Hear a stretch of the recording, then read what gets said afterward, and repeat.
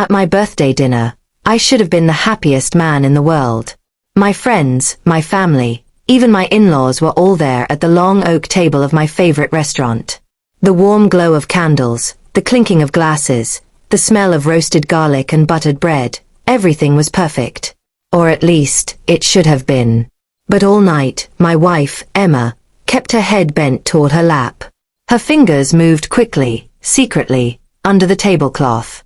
I saw the faint light of her phone reflect against the wine glass.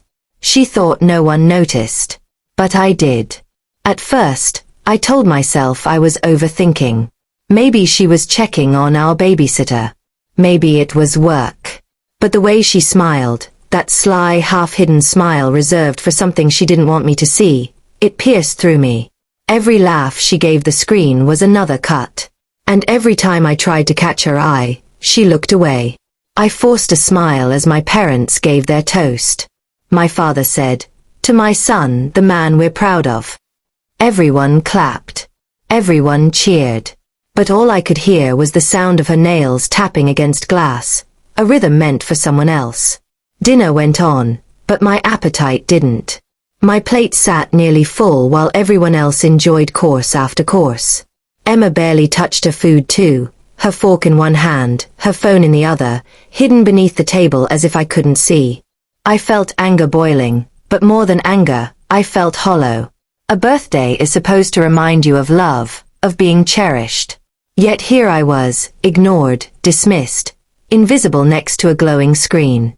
The waiter brought out the cake, its candles flickering like fragile hopes. Everyone clapped, urging me to make a wish.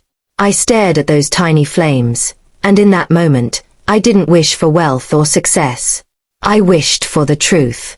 When it came time for me to give my toast, I stood, holding my glass with shaky hands. My chest felt heavy, but I knew this was the moment. If she wouldn't look at me, I'd make sure she, and everyone, finally heard me. I smiled faintly and began. First, I want to thank everyone for being here tonight. Birthdays are about celebrating with the people who matter most.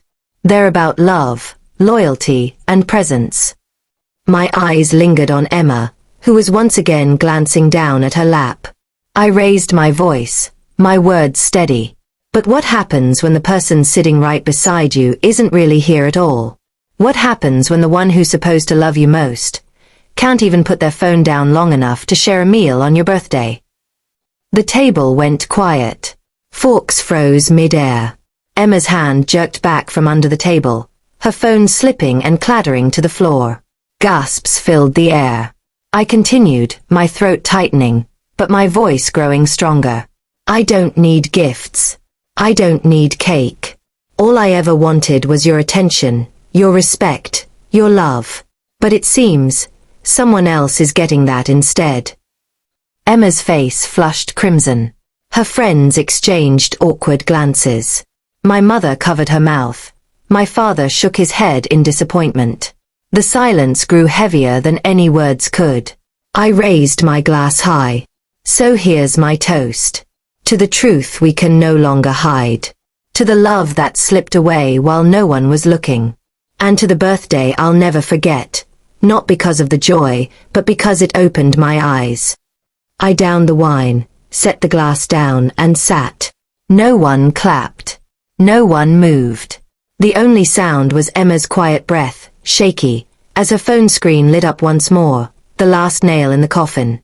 That night didn't end with laughter or dancing. It ended with silence, with tears, and with the truth laid bare. My toast didn't just silence the table. It ended the illusion of our marriage.